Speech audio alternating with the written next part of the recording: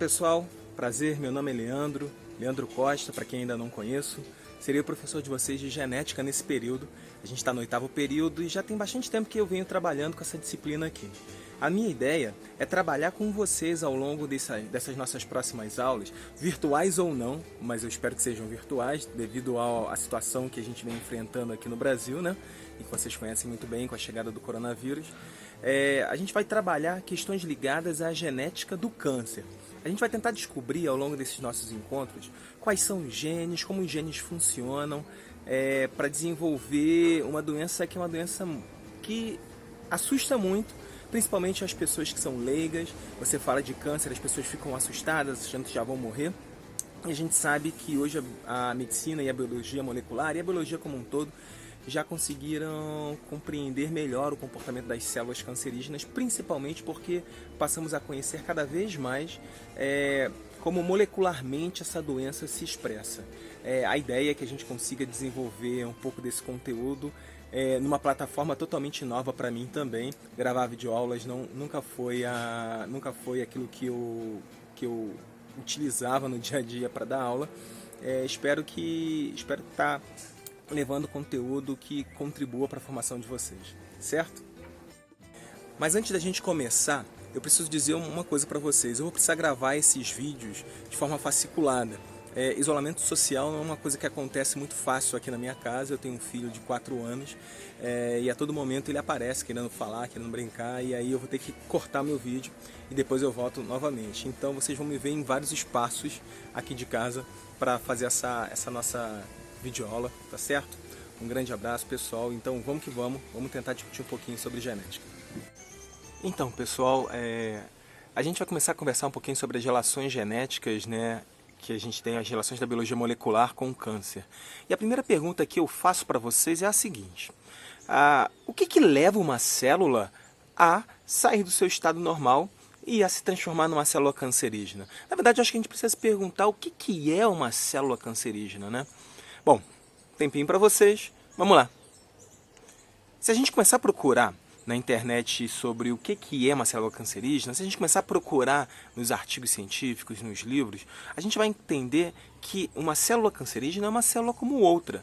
Entretanto, é uma célula que perdeu o seu controle natural, perdeu a sua forma normal de lidar com o mundo. Ela sinaliza e responde a sinalizações extracelulares de forma equivocada. Então ela recebe uma informação a princípio de não divisão celular, de não promover uma divisão celular, mas ela insiste em continuar dividindo. A sua arquitetura celular é extremamente diferente da célula original daquele tecido, então ela passa a ter uma forma celular diferente. Os seus mecanismos de reparo são mecanismos alterados, né? Ela perde a capacidade de reparar o seu material genético, ela inclusive perde a capacidade de perceber o momento em que ela deve ligar mecanismos de autodestruição ou mecanismos de freio da sua divisão celular.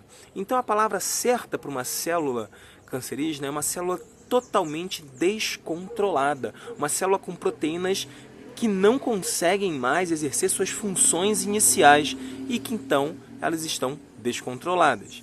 Bom, eu gosto muito de fazer uma relação muito interessante quando eu tento entender o corpo humano com uma célula cancerígena e, por exemplo, o meio ambiente, como é que o meio ambiente funciona.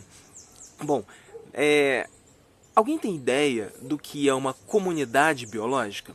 Uma comunidade biológica. Esquece corpo humano. Então quando você olha, por exemplo, essa comunidade biológica que está aqui atrás de mim, lindíssima. Então eu tenho aqui alguns fragmentos de floresta aqui. Eu tenho uma comunidade biológica desse outro lado aqui, que é um tipo de planta que é utilizado muito como cerca viva.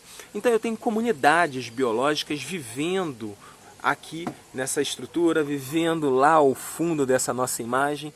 Uma comunidade biológica é um local em que o equilíbrio se dá por uma competição entre os organismos que lá estão. Uma comunidade biológica ela é formada por diferentes organismos que vivem em um determinado ambiente, exploram aquele ambiente.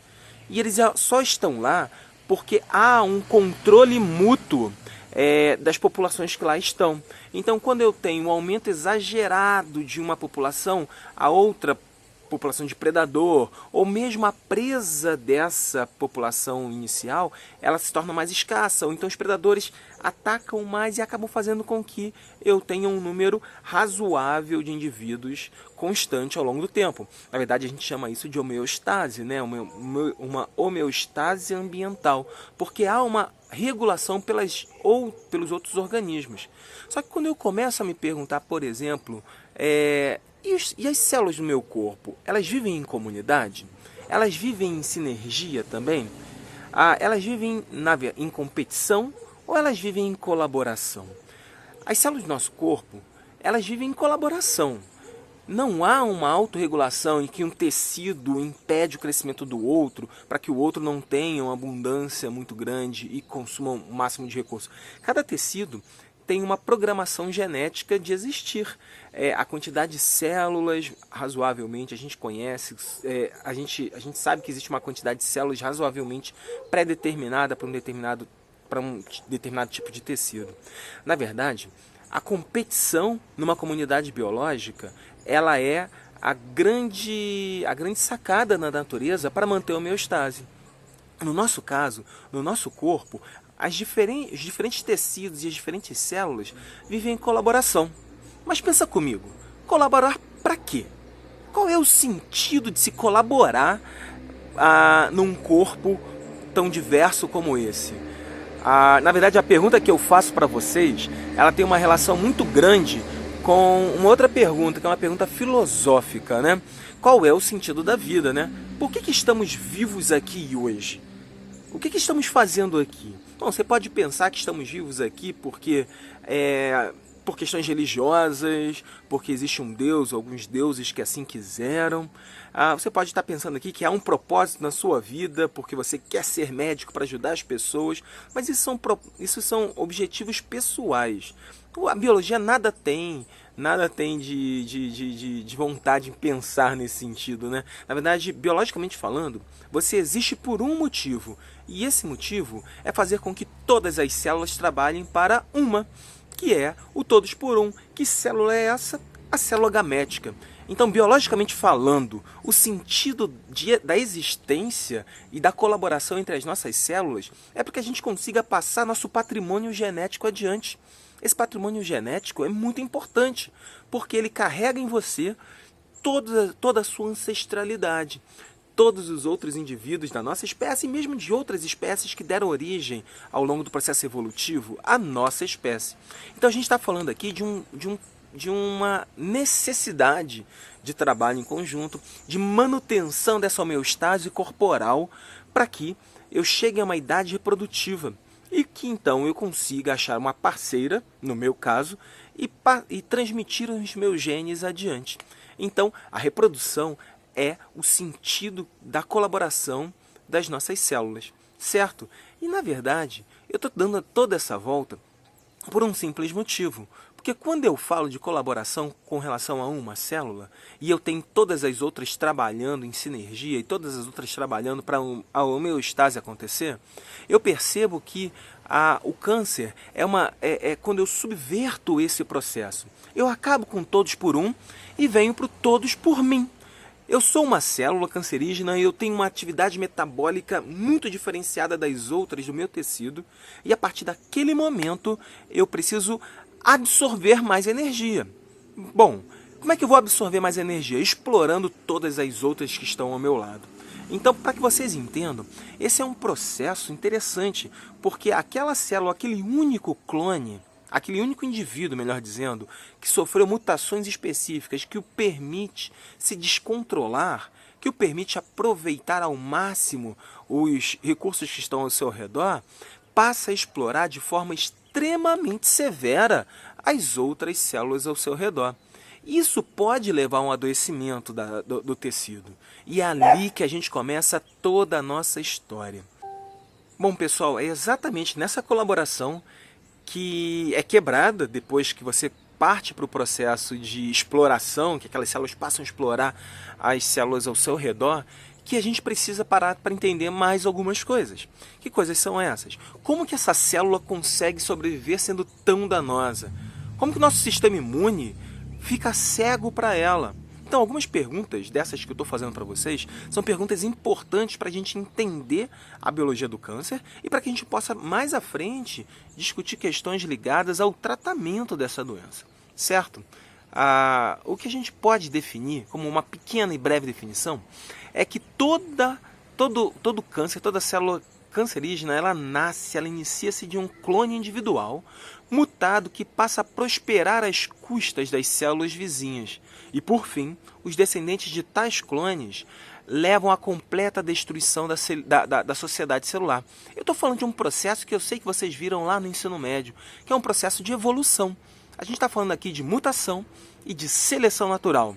Uma mutação acontece, ou algumas mutações acontecem, e fazem com que essa célula se torne mais apta no meio. E ela passa a explorar as outras, e é óbvio que a seleção natural vai trabalhar em cima dela. Então, quando se fala de câncer, tem que se pensar em processos de microevolução. Esses processos de microevolução são muito importantes. Esses processos de microevolução, obviamente, são muito importantes e a gente vai falando sobre eles um pouquinho mais à frente, mostrando os casos de mutação, quais mutações acontecem e tudo mais. Agora, continuando a nossa breve definição, é importante que a gente perceba que todo câncer tem um crescimento diferenciado. Ela é uma célula normal que tem o seu aumento de massa e se prolifera, ou seja, se divide de forma descontrolada. Será que toda célula que tem esse crescimento anormal, que cresce além daquilo esperado para o seu tecido, que se multiplica além daquilo esperado para o seu tecido, é um câncer? Por definição, não. Por definição, eu estou falando de uma neoplasia. Eu estou falando de um tumor. Então, todo tumor ou neoplasia é um conjunto de células de um determinado tecido que tem a capacidade de aumentar a sua densidade populacional, digamos assim, a sua densidade celular, em uma determinada região, mas não necessariamente é um câncer. Tanto é que a gente está falando aqui de tumores que podem ser conhecidos como tumores benignos, né? Então você consegue pensar em algum tumor benigno? Já escutou falar em um adenocarcinoma?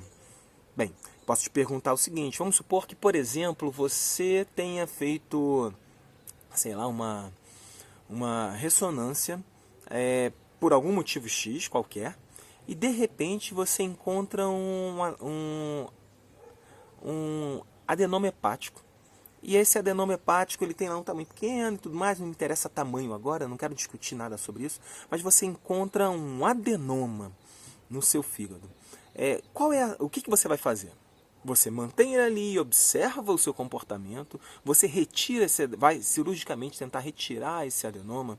Bom, é uma pergunta que eu estou te fazendo que depende de inúmeras variáveis, tá certo? Depende do tamanho, depende da imagem, depende da localização, depende do comportamento desse adenoma. Então, alguns médicos vão preferir observar, dependendo do tamanho dessas situações todas, vão preferir observar esse adenoma para saber se ele vai ter um comportamento agressivo de crescimento, e outros vão falar que não, retira, porque todo adenoma tem a capacidade de se transformar, adenoma que é um tumor benigno, um tumor de glândula benigno, ele tem a capacidade de se transformar num tumor maligno.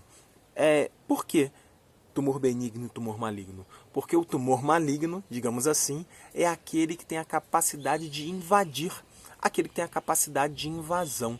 Então, nessa imagem que vocês estão vendo aqui, é aquele que tem a capacidade de metástase. Eu quero mostrar uma imagem para vocês, que é uma imagem de uma PET scan, uma TC, na verdade, com sobreposição de PET, onde mostra áreas quentes.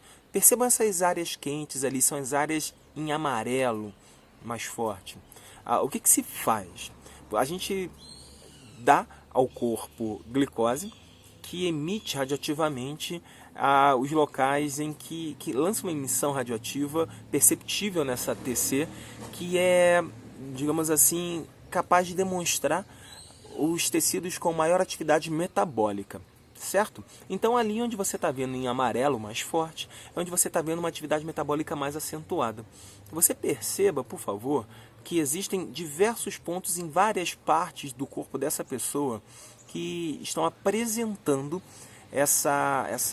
esse brilho mais intenso. Isso indica um espalhamento desse tumor.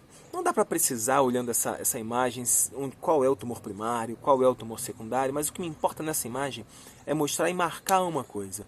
Um tumor benigno deixa de ser um tumor benigno a partir do momento em que ele ganha a capacidade de invadir. E é por isso que alguns médicos vão dizer, retira, porque eu talvez perca o timing dessa mudança. Na verdade, nem sempre a gente perde o time. Se você fizer o acompanhamento de rotina correto, é capaz de você perceber muitas pequenas alterações desse tumor a ponto da gente tomar uma decisão da retirada ou não. Então é preciso que se conheça mais sobre o comportamento dos diferentes tipos de tumor para que a gente possa tomar uma decisão de cirurgia. Porque, bem como vocês sabem, a gente está num período de clínica cirúrgica, correto? Uma cirurgia é um cobertor curto. Quando a gente tapa a cabeça, destapa o pé. Então é importante, muito importante, que decida-se pelo momento exato dessa cirurgia, ok? Continuando a nossa classificação, dê uma olhada aqui. A gente pode classificar um tumor também por conta da localização dele. Carcinomas, sarcomas, por exemplo. Um carcinoma é um tipo de tumor que acontece em tecido epitelial. Sarcomas são tumores que vão acontecer em tecido conectivo, conjuntivo e células musculares. Qual tipo de tumor é aquele que é mais comum na população mundial? Bom, claramente são os carcinomas. Os carcinomas, eles são um tipo de tumor muito comum, principalmente por alguns motivos. Bom, o tecido com o maior número de células que nós temos no nosso corpo, é o tecido que tem uma exposição ambiental extremamente significativa. Então, quando eu estou falando aqui com vocês do quintal da minha casa, o sol pode estar batendo em mim, minha pele está sendo agredida com a radiação ultravioleta, isso pode gerar mais à frente a possibilidade de um tumor de pele acontecer. Por exemplo, quando eu faço ingestão de bebida alcoólica ou bebidas quentes, quando eu volto ao sul do Brasil, por exemplo, o sul do Brasil é o local onde eu tenho maior incidência de pessoas com câncer de esôfago. Provavelmente tem uma relação com a agressão ao esôfago que a gente está percebendo lá. Então, ao beber bebidas quentes, ao ingerir bebidas quentes, ao ingerir bebidas alcoólicas que possam agredir o esôfago, esse tecido precisa se refazer. E ao se refazer, eu aumento as possibilidades de gerar um erro nessa divisão celular. Perfeito. Era isso que era isso que a célula cancerígena estava esperando, um erro possível de ser passado à frente, que o torna mais apto e que faça com que essa célula consiga se espalhar por todo o organismo, certo?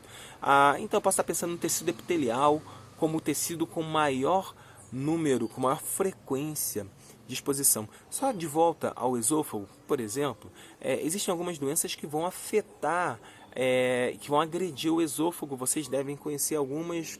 Vamos lá, segundinho para você. Diz aí para mim qual. Tá lembrado da doença do refluxo?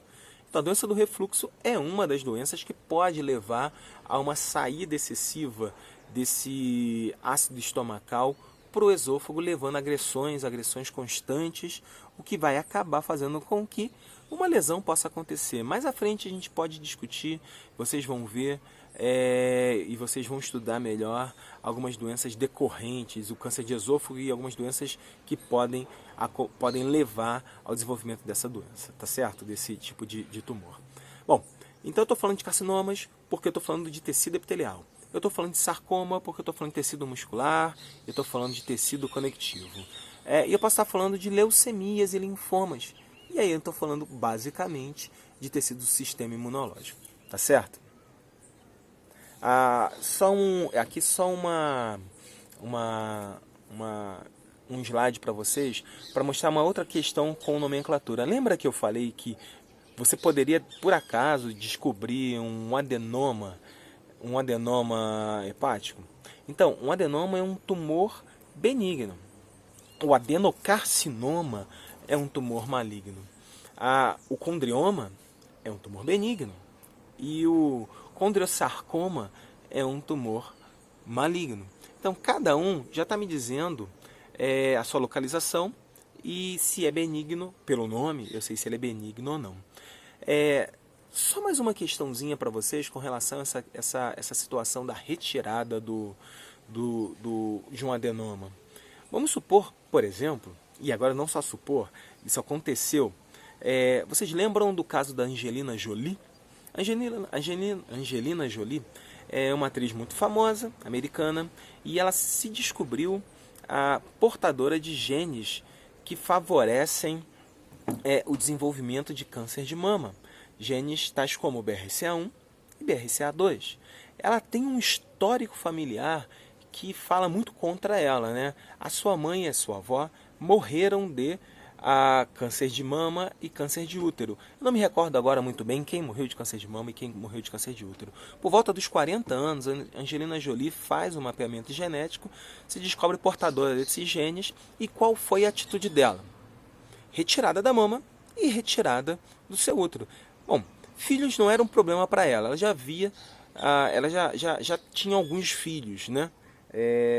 De parto natural, gerado por ela e gerado pelo coração dela, né? Ela tem filhos adotivos e filhos biológicos. Filho não era um problema. Na verdade, ela queria se ver livre dessa chance de desenvolver o tumor de mama e o tumor de útero. Bom, meninos e meninas, ela fez correto? Ter um gene para o câncer XYZ é importante que eu faça uma mastectomia, que uma mulher faça uma mastectomia profilática. É importante que se faça alguma técnica cirúrgica para a retirada. Então veja bem que eu estou indo um passo atrás. Ali no meu exemplo inicial eu tinha um adenoma hepático. E esse adenoma já é um grupo de células que tem um crescimento diferenciado. De adenoma para adenocarcinoma ainda existem uma série de mutações necessárias para levar a esse desenvolvimento. Eu dei um passo atrás. Eu descobri um gene que aumenta a probabilidade de eu desenvolver um tipo de câncer. E aí? O que se faz? Bom, essa é uma pergunta que eu estou deixando para vocês e eu não vou responder agora. É importante que a gente pense, reflita e que a gente vai tentar responder ao longo das aulas, tá certo? Nesse momento, o que eu vou fazer é mostrar para vocês um pouco mais sobre a classificação, um pouco mais daquilo que é mais relevante para o escopo dessa aula, tá certo? Então perceba aqui uma glândula em que nessa glândula eu tenho o seu ducto normal e logo depois eu tenho um crescimento anormal de células, ainda é benigno, ainda é um adenoma, e logo na imagem a seguir eu já tenho essas células saindo da minha glândula e tendo a capacidade de invadir novas áreas. E ali eu já tenho meu tumor maligno, ok? Então, só para que fique claro na nossa cabeça, um câncer é um tipo de tumor que tem a capacidade invasiva, que tem a capacidade de deixar o sítio de origem e partir para um próximo sítio, ok? Bom, essa imagem ela só demonstra aquilo que eu já falei para vocês ali atrás, que é a maior frequência dos tumores dos tumores de epitélio, né? do câncer, dos carcinomas. É uma imagem antiga, na verdade é um gráfico antigo que, na verdade, não me importa a data, porque ele continua sendo o tumor ainda mais frequente. Tá? Bem, pensando em tumores, o que eu posso dizer para vocês? Os tumores, eles surgem, o comportamento anormal das proteínas desses tumores surge por mutações. Bem, não é a única forma, mas é a forma que a gente vai falar agora. Depois a gente fala das outras, certo? Então, mutações das mais variadas formas. Existem mutações de substituição, mutações de adição, mutações de subtração. Existe uma mutação, que é essa que eu vou trazer para a gente agora, que é chamada de translocação. O que é uma translocação? Translocação é quando eu retiro um trecho de DNA de um cromossomo durante a divisão celular e transloco ele para outro cromossomo. E quando ele vai para esse outro cromossomo, ele pode dar origem a uma mistura e a um novo gene, um gene com capacidades diferentes daquele gene original. E aí eu estou falando aqui, por exemplo, da leucemia mieloide crônica. A leucemia mieloide crônica é um tipo de câncer oriundo pela translocação. Translocação de quem? é importante que a gente perceba aquela translocação entre dois cromossomos, o cromossomo 9 e o cromossomo 22. O braço maior do cromossomo 22 se desloca em direção ao cromossomo 9. Uma parte pequena do braço maior do cromossomo 9 se desloca em direção ao cromossomo 22. E é nesse cromossomo 22 que há o surgimento de um cromossomo chamado de cromossomo Filadélfia, como vocês podem ver aqui na imagem. O cromossomo Filadélfia é um cromossomo com um gene que é chamado de BCR-ABL. A gente vê esse gene depois, não importa para a gente agora. Esse gene BCR-ABL, ele é um gene importante porque ele vai controlar a divisão celular em si. Então, com o gene BCR-ABL alterado, eu começo a ter uma divisão celular alterada também nesse grupamento de células que vão desenvolver então a minha leucemia, a mieloide crônica. Então, percebam uma coisa importante para a gente aqui. É importante entender que uma translocação foi responsável por gerar esse cromossomo anormal, e esse cromossomo anormal imprimiu um comportamento diferenciado nas células ali, ok? Bem, a leucemia mieloide crônica é só um exemplo, e é uma translocação, e a gente volta a essa doença mais à frente, tá certo? Porque aqui vale a pena falar mais uma coisa.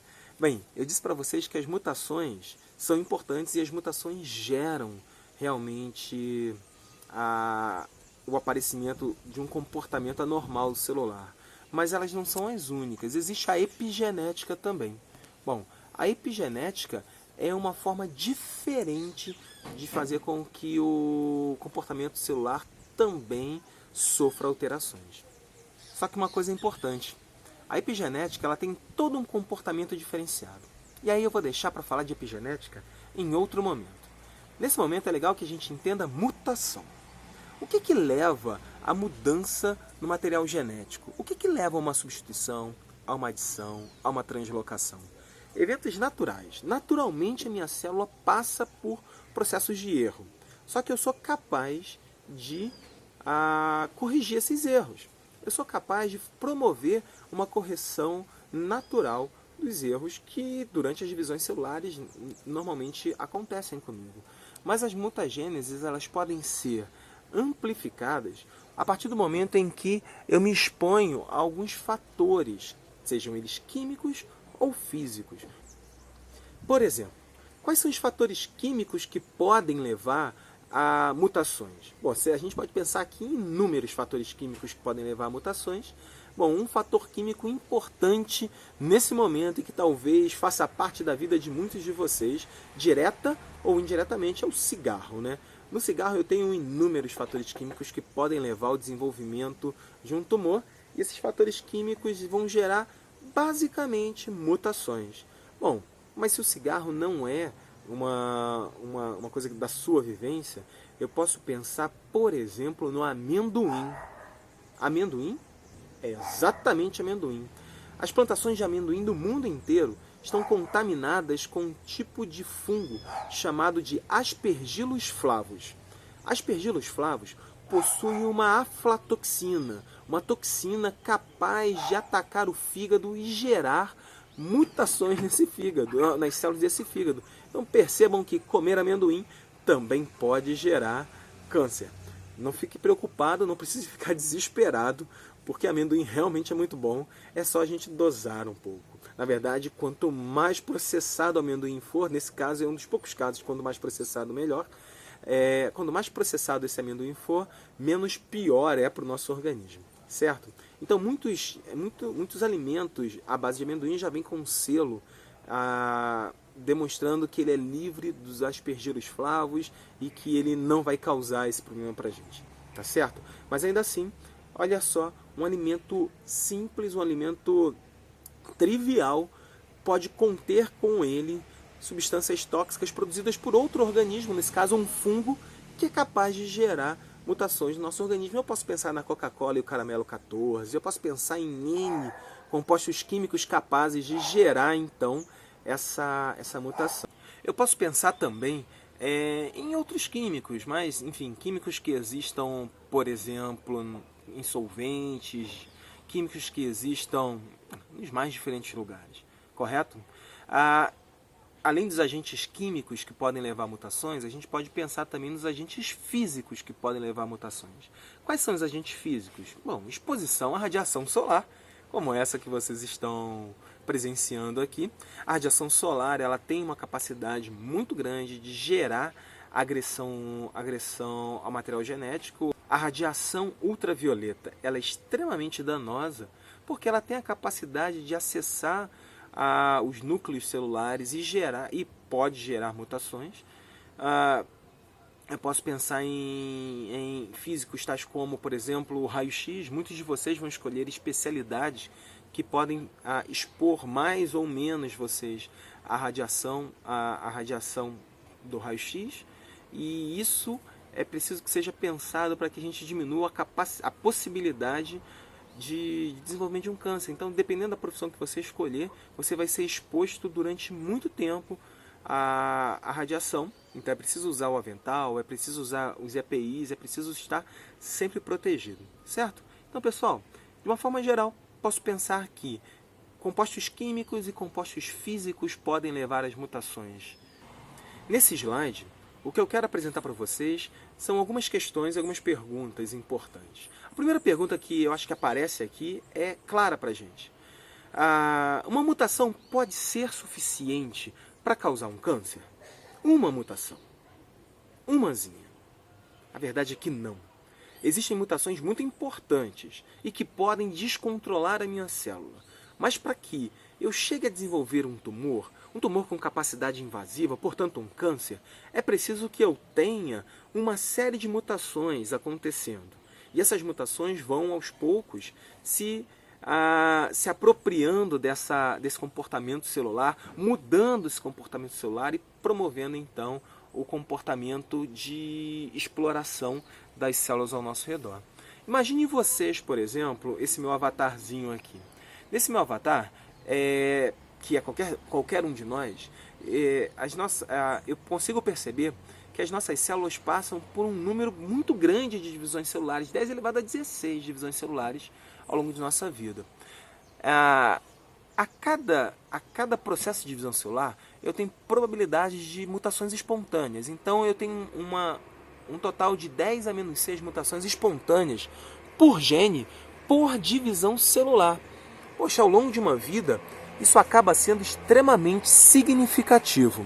Bom, então, se eu puder fazer a conta de um indivíduo que não sofreu mutações por qualquer outra razão que não fosse as mutações naturais, ele teria ao longo de sua vida 10 a 10 mutações independentes por gene ao longo de sua vida. Bom, se fosse isso, se a nossa vida fosse só essas mutações e que se a gente não pudesse corrigir essas mutações, certamente não estaríamos aqui conversando. A possibilidade de erro é muito grande. A possibilidade de uma mutação que vai desencadear numa doença acaba sendo extremamente exagerada, bem grande.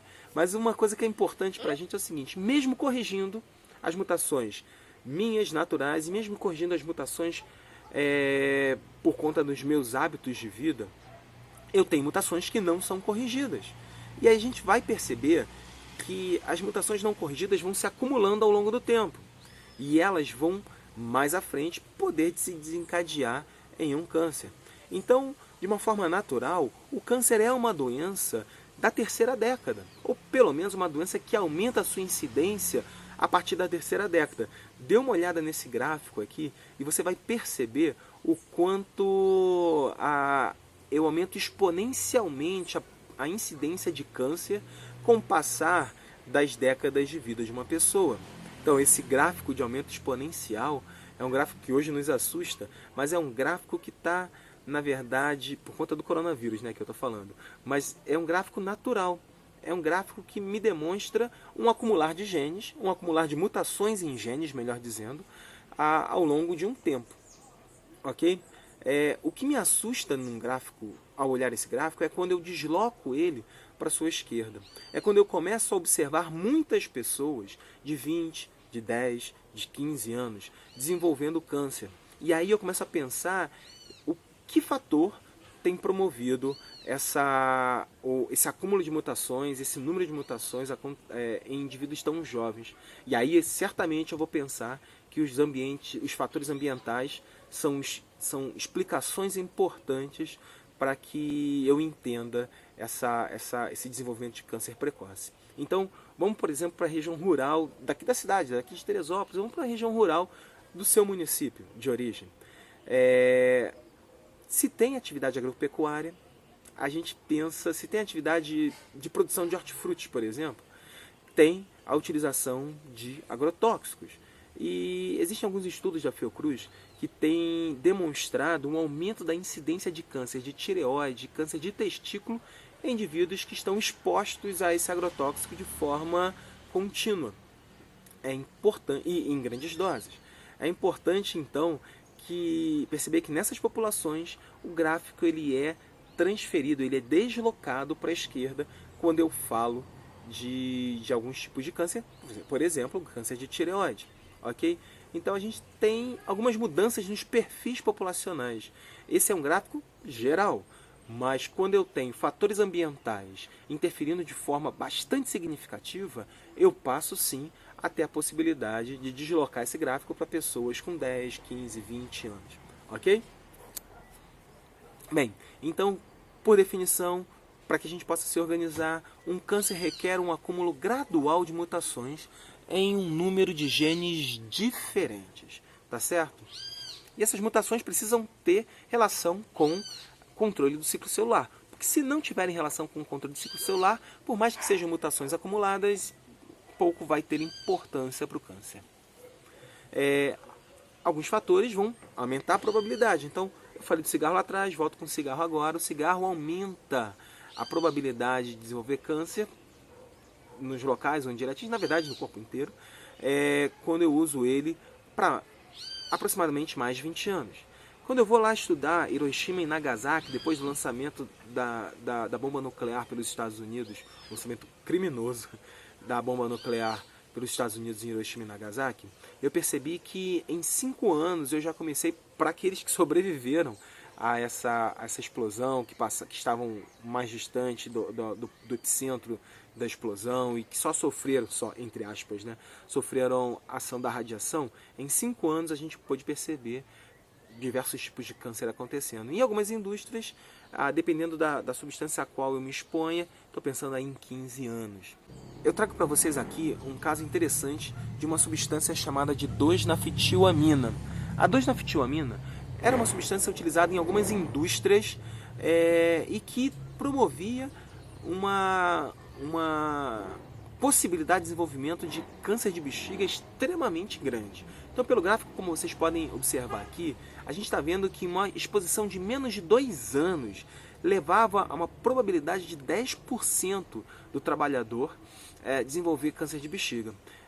Uma exposição de 3 a 4 anos levava quase 80% dos trabalhadores daquela empresa a desenvolver câncer de bexiga. E aí, se eu passasse 5 anos de exposição, quer dizer, se eu trabalhasse 5 anos naquela empresa com essa substância, era quase 100% os indivíduos com câncer de bexiga. Perceba que algumas substâncias vão aumentar realmente, algumas substâncias químicas ou exposição física, a radiação física, vão levar a um aumento dessa probabilidade de desenvolver um câncer, certo? Bom, e como um exemplo que eu preciso voltar para vocês, para a gente continuar pensando nisso, eu trago aqui 4 lâminas, para a gente pensar, por exemplo, o câncer de colo de útero, certo? A primeira lâmina, a lâmina intitulada A, ela é de epitélio normal. A lâmina intitulada de B, já há uma mudança no comportamento celular. Percebam que o que está colorado de roxo mais escuro, acima da lâmina basal, já são células com um comportamento celular de divisão alterado. É uma célula que já tem mutações que promovem o seu crescimento mais acelerado. Mas é uma neoplasia intraepitelial de baixo grau. O que isso quer dizer? Que ela ainda não atravessou a lâmina basal. O que se faz nesse momento? Bom, nesse momento não é um tumor. Então eu preciso retirar? Não preciso retirar? Vamos para a próxima imagem. Na próxima imagem eu já tenho uma neoplasia intraepitelial de alto grau. Você perceba que nessa imagem, grande parte do tecido acima da lâmina basal já está colonizado por células com uma capacidade de divisão celular, uma capacidade reprodutiva muito alterada. Ainda não é um câncer, mas certamente na neoplasia de alto grau, eu tenho uma probabilidade maior de invasão do que uma neoplasia de baixo grau, certo? E aí a última imagem já é demonstrando a invasão, a penetração através da lâmina basal, a invasão do tecido epitelial por conta desse tipo de célula, certo? Então o que eu estou querendo mostrar aqui para vocês? Em alguns casos, uma neoplasia de baixo grau, ela regride e desaparece. Eu tenho ali um tumor benigno, que a princípio tem a capacidade de se transformar em maligno, mas ele pode retornar e desaparecer. Por que ele desaparece? Ou por que ele pode desaparecer? Por que ele pode não progredir para um tumor de alto grau e depois para um carcinoma invasivo? Pergunta boa, né? Não perca a próxima aula. Na próxima aula a gente vai tentar responder essa pergunta que eu fiz. Para fechar a nossa aula de hoje, então deixa eu tentar fazer um pequeno resumo. Esse pequeno resumo ele diz o seguinte: todo câncer surge por conta de mutações acidentais, e toda mutação é acidental, né? Em uma célula. Essas mutações podem descontrolar essa célula, fazendo com que ela tenha maior capacidade de aproveitar os recursos do que as outras. Então ela passa a explorar as células ao seu redor. Essa célula mutada, ela passa a sofrer divisões celulares, e as células filhas dessa célula mutada terão as mutações originais. Bom, pois bem, cada célula filha vai passar a ter as suas próprias mutações, embora ela tenha as mutações de aproveitamento do recurso bem desenvolvidas.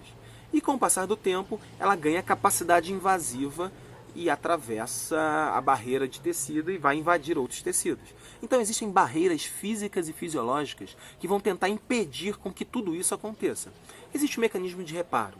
Se eu conseguir reparar o material genético, obviamente nada mais vai acontecer. Suprimir o oxigênio e os nutrientes que chegam a essa célula, certamente ela não conseguirá sobreviver.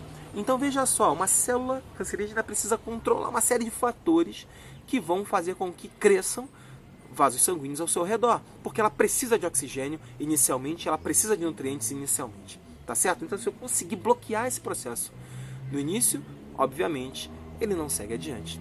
Então perceba que um câncer precisa de uma alta taxa de mutação, de uma taxa de reprodução maior do que as outras, e ela precisa de vantagens seletivas. Assim, o tumor pode progredir. Perceba que hoje não falamos de gene, ou praticamente não falamos de gene algum. A ideia é que a gente começasse hoje a falar sobre o comportamento biológico dessa célula cancerígena. Ok, pessoal? Então, espero que vocês tenham compreendido. Eu vou deixar indicações de material para leitura, vou deixar os slides disponíveis para vocês. Vou deixar também essa aula apenas em áudio, para que vocês possam escutar mais à frente, ok? Então, pessoal, um grande abraço, fiquem bem, fiquem em casa, até a próxima, paz e bem a todos.